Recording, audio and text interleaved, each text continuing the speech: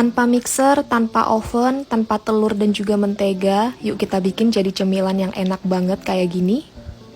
Pertama-tama, jadi ini saya mau bikin untuk isian kacang ijonya dulu. Jadi di sini saya pakai kacang ijo sebanyak 1/4 atau 250 gram. Ini kacang ijonya saya sudah cuci bersih, lalu saya rendam kurang lebih selama 5 jam gitu ya teman-teman.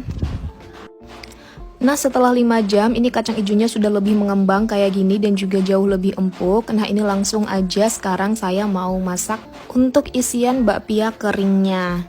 Nah jadi ini saya tambahkan air sebanyak 1/2 liter, atau kalau kalian mau lebih juga boleh ya teman-teman. Tinggal disesuaikan aja.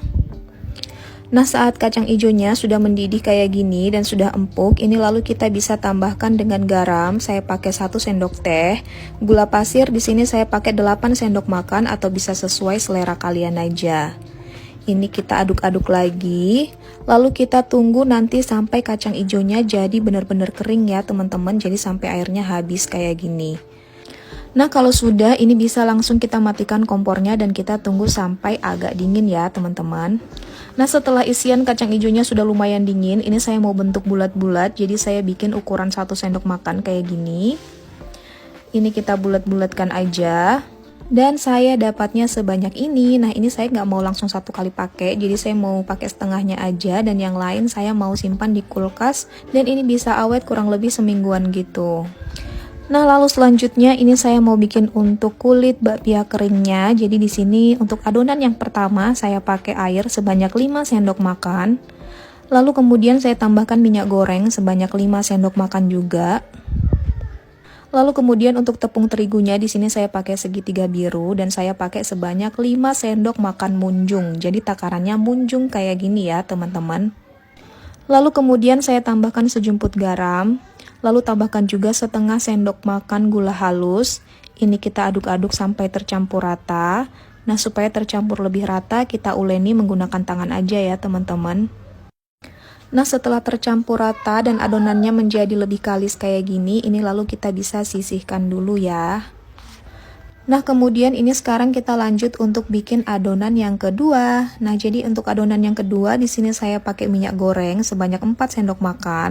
Lalu untuk tepung terigunya di sini saya pakai 2,5 sendok makan munjung. Lalu tambahkan juga dengan gula dan garam secukupnya aja. Ini kita aduk-aduk lagi sampai tercampur rata. Nah kalau adonannya sudah jadi kalis juga kayak gini, ini kita sisihkan dan kita kembali ke adonan yang pertama. Nah untuk adonan yang pertama setelah didiamkan, ini kita uleni lagi sebentar kayak gini. Nah lalu kemudian ini adonannya saya mau bagi menjadi 7 kayak gini. Lanjut kembali ke adonan yang kedua, tadi ini saya mau bagi juga menjadi 7 bagian kayak gini.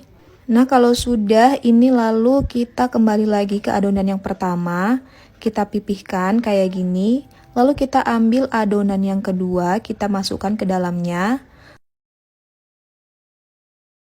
Lalu kita bulatkan seperti ini.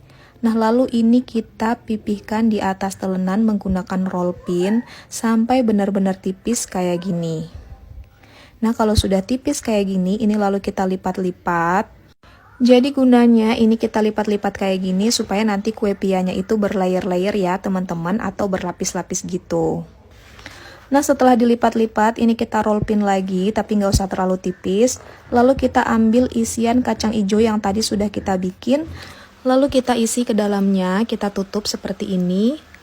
Nah lalu ini kita pipihkan di atas telenan kayak gini, kita rapi-rapikan lagi. Sampai akhirnya bentuknya menjadi kue pia seperti ini. Nah ini lalu siap untuk kita panggang ya teman-teman. Jadi untuk panggangnya di sini saya menggunakan api yang paling kecil. Kita panggang di atas teflon aja kayak gini selama kurang lebih 15 menit. Pokoknya kalian nanti cek aja kalau bawahnya warnanya sudah kecoklatan kayak gini, ini kalian tinggal balik.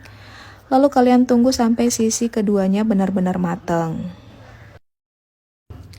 Dan ini dia penampakan dari kue bakpia kering kacang hijaunya. Nah jadi kalian bisa lihat gimana teksturnya. Dan ini saya mau coba untuk belah dan kalian bisa lihat gimana isiannya. Nah, jadi ini beneran lembut dan empuk gitu. Nggak keras sama sekali, meskipun di luarnya ini agak crunchy, tetapi di dalamnya ini beneran lembut ya teman-teman. Terus kalian bisa lihat juga kalau ini tuh berlayer-layer. Jadi pokoknya selamat mencoba aja buat kalian bikin cemilan ekonomis kayak gini, tanpa oven, tanpa mixer, terus tanpa mentega dan juga tanpa telur juga, tapi rasanya ini beneran enak dan bergizi. Selamat mencoba, semoga kalian juga suka.